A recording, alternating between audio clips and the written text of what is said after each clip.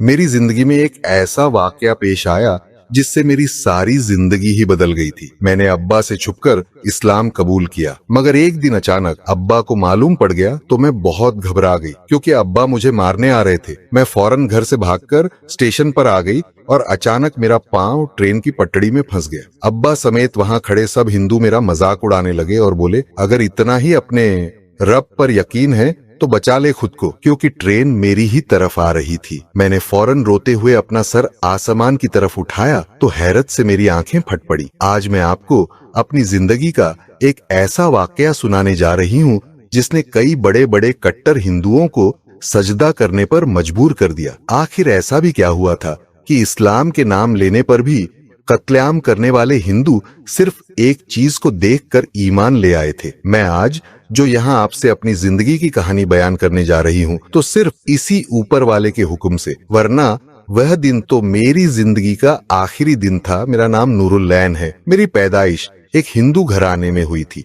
मेरा बाप कट्टर हिंदुओं में से था, जबकि मेरी माँ सिख घराने से थी और गुरु नानक को मानने वालों में से थी। ऐसे में जिंदगी के कई अरसे तक मुझे इल्म ही ना हो सका था कि मेरा खुदा कौन है, एक जानवर जो कि हर चीज के लिए हमारा ही मोहताज होता है, या फिर बाबा गुरु नानक जो कि सिर्फ एक बेजान मुजस्सम और मूर्ति की सूरत में होते थे। एक तरफ बाप का खुदा गाय थी जिसको तीनों वक्त चारा पानी उसकी जगह पर जाकर देना पड़ता था, फिर उसके बदबूदार फजले को मुकद्दस समझ लिया जाता था। मेरा बाप दिन भर अपने खुदा की खिदमत करता, उसके लिए अलग अलग लामों की फौज रखी गई थी। लेकिन इसके बावजूद भी मेरे बाप का खुदा, जो कि एक गाय होती थी, चंद साल गुजरने के बाद खुद बखुदा मरमरा जाती थी। उसके मर्दार वजूद को किसी अछूत की तरह किसी वैरान जगह फेंक दिया जाता था, जहां गाय माता के मर्दार वजूद को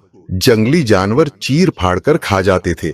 लेकिन वह अपने बचाव में कुछ भी नहीं कर सकती थी। वह खुद को ना तो मरने से बचा सकती थी और ना ही जानवरों की खुराक बनने से। यहाँ तक कि छोटी छोटी चूंट या भी जब तक उसकी हड्डियों के साथ थोड़ा बहुत गोश्त रहता था, वह उसके जिस्म से अलग नहीं होती थी। दूसरी तरफ मेरा बाप 2-4 दिन मरी हुई गाय माता का शोक मनाने के बाद एक नया और नस्ली खुदा ढूंढ कर ले आता था जो उससे ज्यादा अरसे तक जिंदा रह सके। यूं हमारे घर में एक नई गाय माता की आमद हो जाया करती थी। दूसरी तरफ अम्मा हजारों चीजें पका पका कर बाबा गुरु नानक के लिए ले जाया करती थी। उनकी नजर किया करती थी। कभी तो वह चीजें वहां से गायब हो जाती तो अम्मा खुश हो जाया करती कि बाबा गुरु नानक ने उसकी नजर खा ली, अब उसकी हर मुराद पूरी हो जाएगी।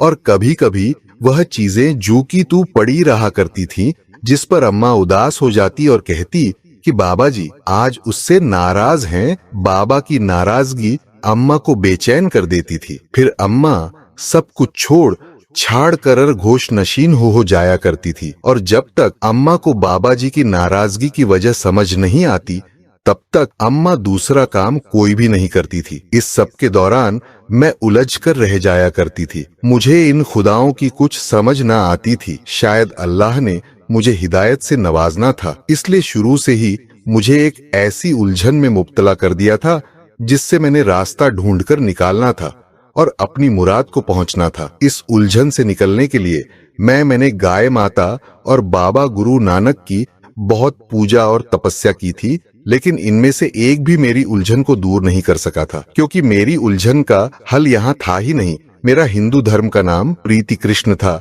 और अब्बा का नाम कृष्णलाल था। गांधी जी हमारे पुरखों में से थे। मैंने इब्तिदा तालीम हैदराबाद इंडिया से ही हासिल की थी। मैं पढ़ाई में बहुत तेज थी, एक ज़हीन और काबिल स्टूडेंट थी। एफएसएससी में मेरी फर्स्ट डिवीजन आने के बाद अब्बा ने मेरा दाखिला मैनचेस्टर की कैम्ब्रिज यूनिवर्सिटी में करवा दिया था और मैं अपने सफर पर रवाना हो गई, एक ऐसे रास्ते पर जहां मुझे मेरी मंजिल मिलनी थी, जहां मुझे हिदायत की रोशनी से हमकनार होना था, जहां मेरी जिंदगी को बदल दिया जाना था। मैनचेस्टर की जमीन पर कदम रखते ही मेरे दिल को एक अजीब सा सुकून महसूस हुआ था। एक खुशगवार सी हवा चलने लगी थी जो जिस्म से टकरा रूह तक सुकून पैदा कर रही थी। शायद इस जगह को मेरा ही इंतजार था। मेरा जिस मजमून में दाखिला हुआ था, वहां की सीटें मेरे आने से पहले ही मुकम्मल हो चुकी थीं। ऐसा ही अल्लाह को मंजूर था। मुझे कहा गया कि मैं कुछ महीने के लिए दूसरे मजमून की जमात में बैठ जाऊं। 3 महीने बाद एक टेस्ट लिया जाना था जिसमें से स्टूडेंट की छांट की जानी थी और मेरिट के लिहाज से सीटें दी जानी थी। खैर, मुझे जो सीट मिली, मेरी बहन मेट एक मुसलमान थी जिसका ताल्लुक पाकिस्तान से था। उसका नाम जवेरिया था। इसने मेरी तरफ बातचीत करने के लिए हाथ बढ़ाया था, मगर मुझे इससे बात करने में कोई दिलचस्पी ना थी। मैं वैसे भी किसी से ज्यादा घुलना मिलना पसंद नहीं करती थी, इसलिए मैंने इसको कोई खास गर्मजोशी नहीं दिखाई थी। वहीं पास के हॉस्टल में मेरी रिहाइश थी। यूं तो मैं अपना कमरा भी अलग ही रखना चाहती थी, लेकिन हॉस्टल इंतजाम का कहना था कि मुझे कम से कम एक लड़की को अपने साथ एडजस्ट करना ही पड़ेगा। मैं मजबूरन इस चीज के लिए तैयार हो गई थी। अगले दिन मेरी रूममेट रूम में आ गई थी। मैंने जैसे ही इसे देखा तो मुझे समझ ही नहीं आया कि इसे क्या कहूं और क्या नहीं कहूं कि मेरी रूममेट लड़की कोई और नहीं बल्कि वही मुस्लिम जवेरिया ही थी। मुझे एक मुस्लिम के साथ रूम शेयर करना था। इसके आने से पहले मैं कमरा सेट कर चुकी थी। बेड के बिल्कुल सामने ने मैंने एक बाबा गुरु नानक की मूर्ति रखी थी जो मेरी माँ ने आते वक्त मेरे हाथ में पकड़ाई थी, और दूसरी तरफ नई गाय माता की तस्वीर थी जिसे हमारे घर आए मुश्किल से 1 हफ्ता ही हुआ था। अब्बा का कहना था कि गाय माता का आशीर्वाद ही था जो मेरी फर्स्ट वीएनआई है। खैर, इन दोनों के अलावा मैं अपने साथ अपने धर्म की और कोई चीज नहीं लाई थी। मुस्लिम लड़की मुस्कुराकर कमरे में दाखिल हुई थी। इसके बाद इसने अपना सामान एक तरफ रखते हुए पूरे कमरे का जायजा लिया था, फिर अपना सामान सेट करने लगी थी। मैं कुछ देर उसको देखती रही और फिर उठकर कमरे से बाहर चली गई थी। उसको मैंने कमरे की पिछली साइड दी थी, जबकि दरवाजे वाली साइड मैंने खुद रखी हुई थी। यह पार्टीशन मैंने अपने तौर पर की थी, मगर जब मैं कमरे में वापस आई तो इस पार्टीशन वाली जगह कमरे के ऐन बीचों बीच एक बड़ा सा पर्दा लगा हुआ था जो कमरे को वस्त्र में से मुकम्मल तौर पर अलग अलग 2 बराबर हिस्सों में तकसीम कर रहा था। मैंने जरा सा पर्दा साइड पर करके देखा। उसने अपने वाला हिस्सा इंतहा नफासत से सजाया हुआ था और बेड की साइड पर एक खूबसूरत सा कलीन बिछाकर कुछ करने में मसरूफ थी। मैंने उसे 1-2 आवाजें दी, लेकिन उसने ना मेरी तरफ देखा था और ना ही मेरी किसी बात का जवाब दिया था। इसके इतने एटीट्यूड पर मुझे गुस्सा सा आ गया था। मैंने पर्दा बराबर किया और अपने बेड पर बैठकर मोबाइल चलाने लगी। कुछ देर बाद वह पर्दा हटाकर बाहर आई और मुझे कहने लगी कि मैं माफी चाहती हूँ। मैंने आपकी आवाज का कोई जवाब नहीं दिया। असल में मैं नमाज पढ़ रही थी, इसलिए आपको जवाब नहीं दे सकी। अगर मैं आपको जवाब दे देती या आपकी तरफ देख लेती तो मेरी नमाज टूट जाती। आपको मुझसे कोई काम था क्या? मैंने उससे पूछा कि तुम ये बताओ, ये नमाज क्या है? कोई योगा वगैरह की प्रैक्टिस है क्या? मगर तुम तो मुझे अच्छी खासी स्लिम और स्मार्ट नजर आ रही हो। तुम्हें तो किसी योगा वगैरह की जरूरत नहीं। फिर तुम ये सब क्या कर रही थी? तो वह कहने लगी कि नमाज कोई योगा या प्रैक्टिस नहीं है।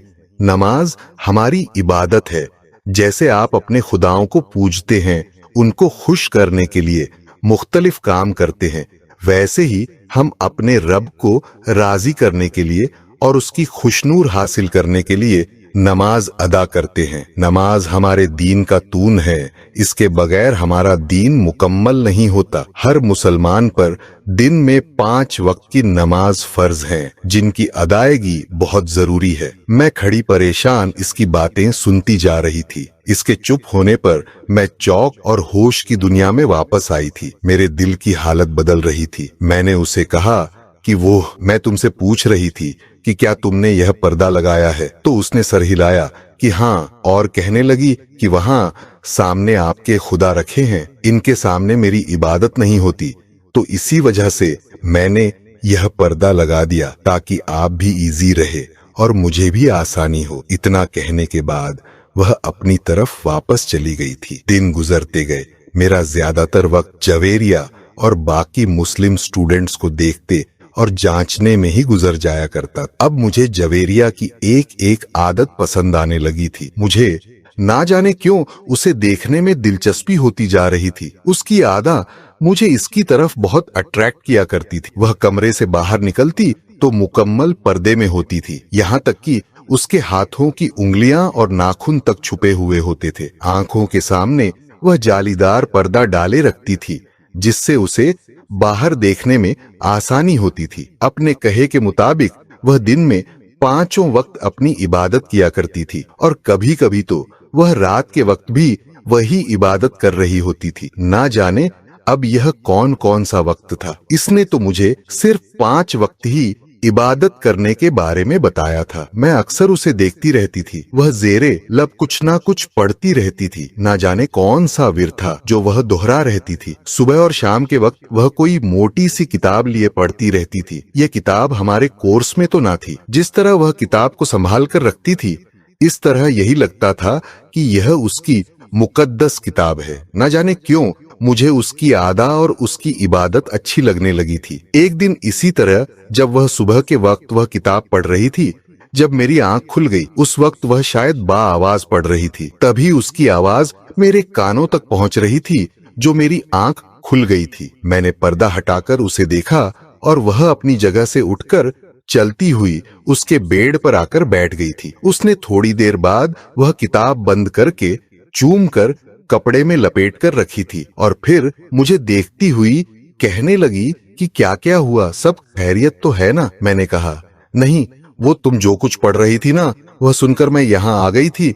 मुझे अच्छा लग रहा था वह सब सुनना। क्या तुम इसे मेरे लिए दोबारा से पढ़ सकती हो?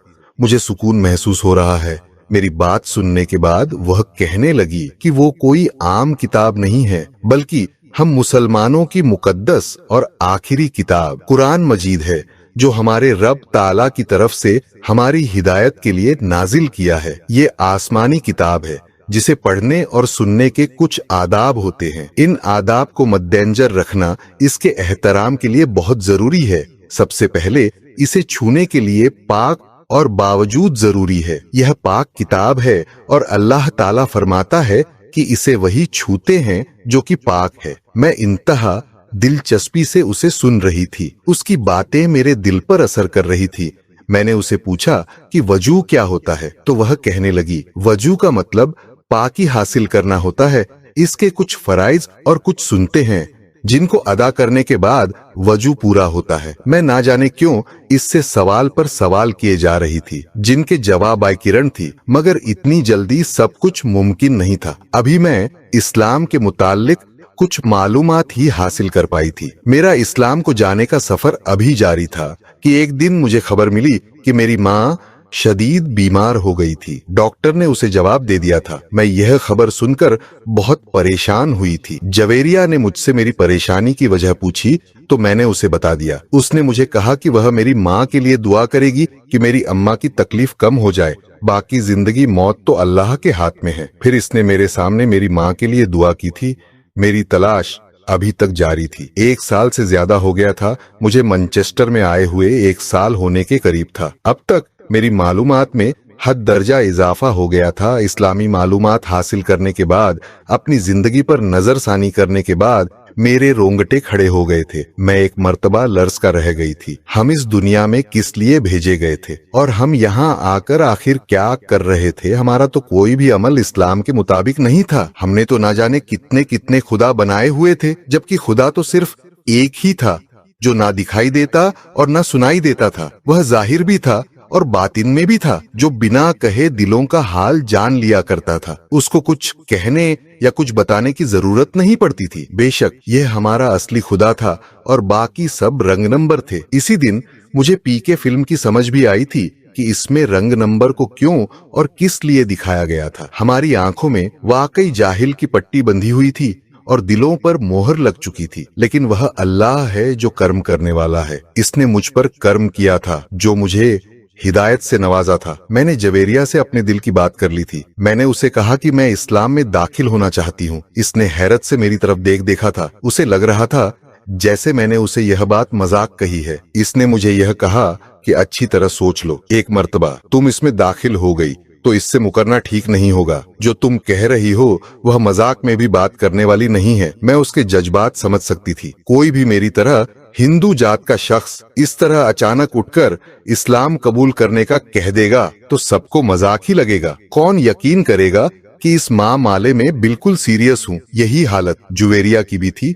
इसको भी मेरी बात मजाक ही लग रही थी। मैंने उसे यकीन दिलाया कि मैं वाकई में संजीदा हूँ और कोई मजाक नहीं कर रही हूँ। उसे बहुत खुशी हुई थी। उसके चेहरे पर एक अलग सी चमक आ गई थी। उसने पहले मुझे वजू करवाया और फिर मुझे कलमा पढ़ाया था, जिसे पढ़ने के बाद मैं दायरा इस्लाम में दाखिल हो गई थी। इसने मेरा इस्लामी नाम नूरुल लैन रखा था और मुझे गले लगाकर मुबारकबाद दी थी। उसने मुझे इस्लाम की बुनियादी इबादत और बुनियादी बातें सिखाई और मुझे कहा कि कोशिश करना, अब तुम्हारा कोई भी अमल इस्लाम की तालीमाबाद तुम्हारी साबका जिंदगी के सारे गुनाह माफ हो चुके हैं। तुम बिल्कुल पाक और साफ हो। इसके बाद इसने मुझे नमाज पढ़ाना सिखाई थी। जूं ही मैंने सजदे में सर रखा, उसी लम्हे मुझे ऐसा लगा जैसे मेरी सारी बेचैनी खत्म हो गई है। मेरी बेचैन रूह को करार मिल गया था। मेरी तलाश मुकम्मल हो चुकी थी। मैं जिस मंजिल की तलाश में भटकती फिर रही थी, मुझे वह मंजिल हासिल हो चुकी थी। इस्लाम में दाखिल होकर मुझे मेरी बेमकसद जिंदगी का मकसद मिल गया था। नमाज के साथ साथ मैंने जवेरिया से कुरान पढ़ना शुरू कर दिया था। मुझे तलब ज्यादा थी, इसलिए मैं जल्दी सीख रही थी। कुछ ही अरसे में मैंने अरबी जबान पर अब्बू हासिल कर लिया था। वक्त गुजरता गया था। मुझे इस्लाम में आए 3 साल हो चुके थे। आजकल अब्बा हर रोज मुझे कॉल्स करके घर बुला रहे थे। मुझे भी घर की बहुत याद आ रही थी, लेकिन मैं अब वहां नहीं जाना चाहती थी, क्योंकि मैं जानती थी कि अगर मैं वहां गई तो मुझे वहां सारी हिंदू आनारर समात करनी पड़ेंगी, जो कि अब मैं किसी सूरत भी नहीं कर सकती थी। और अगर अब्बा को इल्म हो गया तो अब्बा तो मुझे जान से ही मार डालेंगे। मैं बहुत परेशान थी। मैंने अपनी परेशानी जवेरिया से बयान की तो जवेरिया ने कहा कि अगर किसी वजह से झूठ बोलना पड़ जाए तो वह झूठ नहीं होता, वह तुम्हारे वालिदैन हैं। अगर वह तुम्हें बुला रहे हैं तो तुम्हें वहां जाना चाहिए। बस तुम उन्हें यह ना बताना कि तुम अपना मजहब बदल चुकी हो। मैंने उससे कहा कि मैं कैसे छुपाऊंगा। रहन सहन, बोलचाल, लिबास, सब कुछ बदल चुका है। ऐसे मैं कैसे छुपा सकती हूँ कि मैं मुसलमान हूँ। इन्हें तो मुझे देखते साथ ही मालूम हो जाएगा और उसके साथ ही मुझे कत्ल कर देंगे। तुम नहीं जानती कि अब्बा मुसलमानों के कितने खिलाफ है। मुझे कुछ समझ नहीं आ रही कि मैं क्या करूं और क्या नहीं। मैं थक हार कर सर पकड़कर बैठ गई थी। ना जाने क्या होने वाला था। जवेरिया मेरे पास बैठी और मुझे कहने लगी कि तुम खुद को बेपर्दा ना होने देना। बाकी लिबास कोई भी पहन लो, वैसे भी सर्दियों का मौसम है। तुम नीचे कुछ भी पहनकर ऊपर लॉन कोट पहन लेना। सारा मसला ही खत्म। एकदम से जवेरिया का शुक्र अदा करते उसके गले से लगी थी। वह बहुत अच्छी थी। उसने चुटकियों में ही मेरा मसला हल कर दिया था। रही सही परेशानी कोरोना ने दूर कर दी थी। मैंने एक बड़ी सी हेड कैप ले ली थी, जिसको मैं सर डंप के लिए इस्तेमाल करती थी और कोरोना से बचाव के लिए मुंह पर मास्क लगाती थी, जिससे मेरा पर्दा बरकरार रहा था। मैंने अल्लाह पाक का लाख लाख शुक्र अदा किया था। वह अपने बंदे को मायूस नहीं होने देता। वह वहां से रास्ते निकालता है जहां किसी के वहमो गमानम भी नहीं होता कि यहाँ से भी परेशानी का हल निकल सकता है। इसने हर मुश्किल के साथ आसानी रखी हुई है। मैंने अपना सामान पैक किया, कुछ शॉपिंग की और फिर जवेरिया से ढेरों दवाएं लेकर इंडिया के लिए रुखसत हो चुकी थी। एयरपोर्ट से घर जाते हुए मेरी टांगे कांपने लगी थी। यह जिंदगी में पहली मर्तबा था जब मैं इस कदर कंफ्यूज हुई थी। मेरे जैसी बोल्ड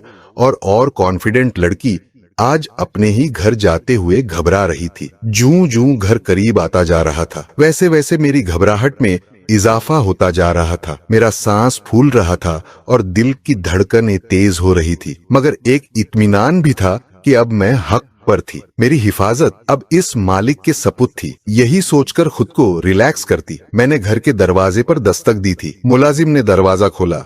उससे पहले कि मैं अंदर दाखिल होती, मेरी दादी ट्रे में आरती का सामान लेकर आ गई थी। पहले उन्होंने मुझे नारियल दिया था। नारियल के बाद मेरे तलक की रस्म हुई और फिर मेरी आरती की गई थी, जो मैंने इंतहा मुश्किल से इधर उधर की थी। अगला लम्हा प्रसाद का था। मैंने प्रसाद ले तो लिया था, लेकिन मेरे इल्म में नहीं था कि अब इसको खाना मेरे लिए जायज भी है कि नहीं। इसलिए मैंने वो प्रसाद चुपके से कोट की जेब में डाल लिया था। मेरी माँ बहुत ज्यादा बीमार थी। इसकी हालत ठीक नहीं थी। सूख सूख कर वह कांटा हो चुकी थी और कैंसर की तकलीफ उसे अजियत में मुब्तला किए रखती थी। बहुत जगहों से इलाज करवाया था मगर कोई अफाक ना हुआ था। अम्मा के बिस्तर के करीब गंगा जल और ना जाने किन किन चीजों का ढेर लगा हुआ था। मैंने सबसे पहले अम्मा का कमरा साफ किया था और उसके कमरे से सारी फालतू चीजें हटा दी थी। मुझे यहाँ रहते हुए जो सबसे बड़ी मुश्किल पेश आ रही थी वह मेरी इबादत की थी। मैं यहाँ कोशिश के बावजूद 5 वक्त की नमाज नहीं पढ़ सकती थी। हर वक्त कोई ना कोई सर पर सवार रहता था जिसकी वजह से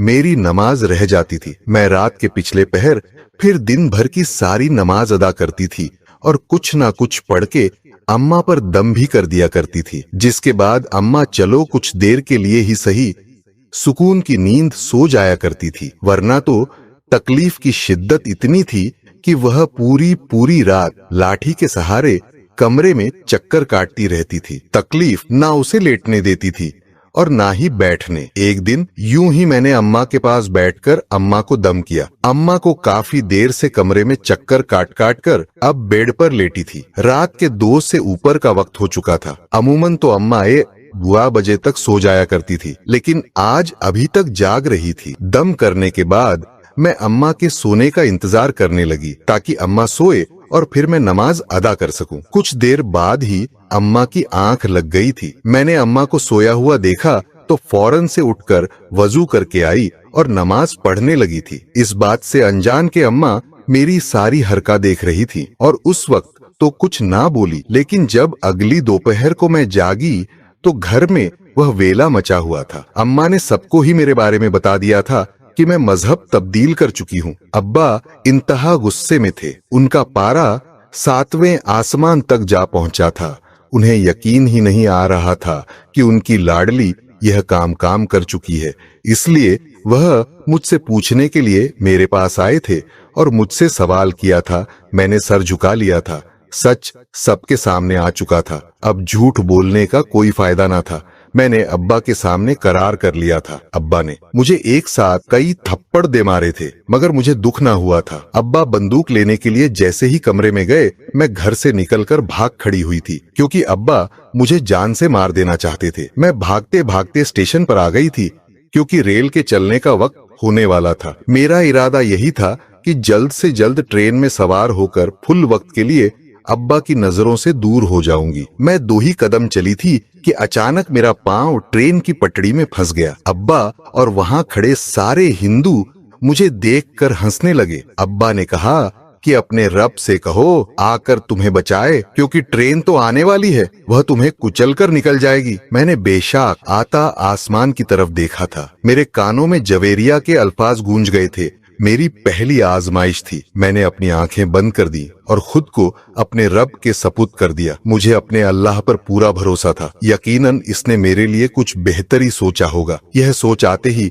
मेरे दिल से हर किस्म का डर निकल गया था। मेरी आंखें बंद थीं। ट्रेन मेरे करीब आ रही थी जब अचानक मेरे कान में एक जोरदार कड़ाके की आवाज पड़ी थी। मैंने एकदम से अपनी आंखें खोलकर देखा था। सामने का मंजर देखते ही मैं बेइख्तियार अपने रब का शुक्र बजा लाई थी। ट्रेन मेरे बिल्कुल पास से तेज आवाज के साथ गुजरती चली थी, जबकि यह मंजर देखते ही अब्बा भी सजदे में गिर पड़े थे। यह अल्लाह ही की कुदरत थी कि बिजली की तेज चमक ने पटड़ी को एक लम्हे में काट दिया, जिसकी वजह से ट्रेन मेरी तरफ आने के बजाय साथ गुजरती दूसरी पटरी पर चढ़ गई थी। जब हैरान परेशान से ट्रेन को दूसरी पटड़ी पर बिना किसी नुकसान के सही सलामत जाता हुआ देख रहे थे, उनके लिए यह एक चमत्कार था। सब परेशान इसलिए थे, इस चमकता को करने वाला कोई बाबा, कोई देवता या कोई गाय माता या शिव देवता नहीं था। अति सिद्किया ये सब करने वाला मेरा खुदा था, मेरा अल्लाह था जो हर चीज पर कुदरत रखता था। वह मेरा अल्लाह था जिसके हुक्म से